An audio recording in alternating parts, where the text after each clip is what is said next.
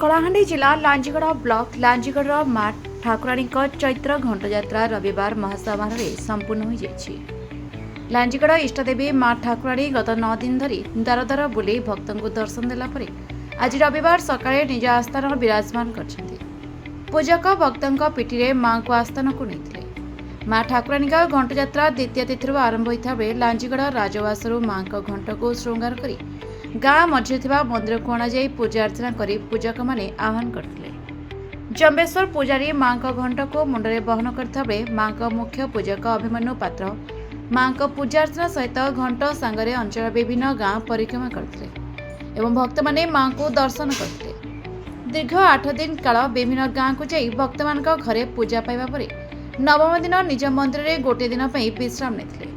ପୁଣି ସେହିଦିନ ସନ୍ଧ୍ୟାରେ ଲାଞ୍ଜିଗଡ଼ ରାଜାଙ୍କ ଘରକୁ ଯାଇ ପୂଜା ପାଇବା ପରେ ନବମ ଦିବସ ରାତିସାରା ଲାଞ୍ଜିଗଡ଼ ସହର ସମସ୍ତ ଘରକୁ ଯାଇ ଝୁଣା ପଣାପାଣି ଗଜା ମୁଗ ଇତ୍ୟାଦି ଭୋଗ ଗ୍ରହଣ କରିଥିଲେ।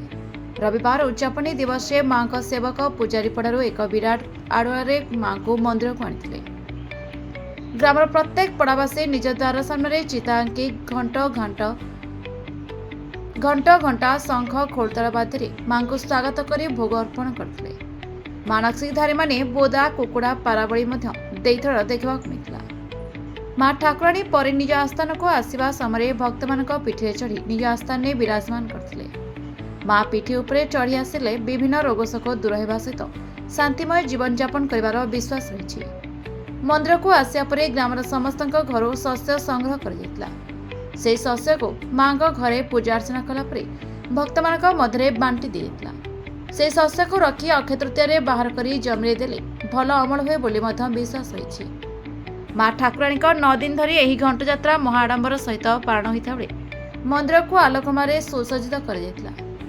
ଭକ୍ତଙ୍କ ମନୋରଞ୍ଜନ ପାଇଁ ପ୍ରତିଦିନ ସନ୍ଧ୍ୟାରେ ସାଂସ୍କୃତିକ କାର୍ଯ୍ୟକ୍ରମ ପରିବେଷଣ କରାଯାଇଥିଲା।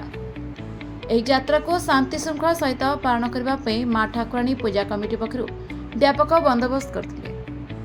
କଳାହାଣ୍ଡି ଜିଲ୍ଲା ଲାଞ୍ଜିଗଡ଼ ବ୍ଲକରୁ ରମେଶ ଚନ୍ଦ୍ର ନାୟକଙ୍କ ରିପୋର୍ଟ, ନା ଓଡ଼ିଶା ନ୍ୟୁଜ୍।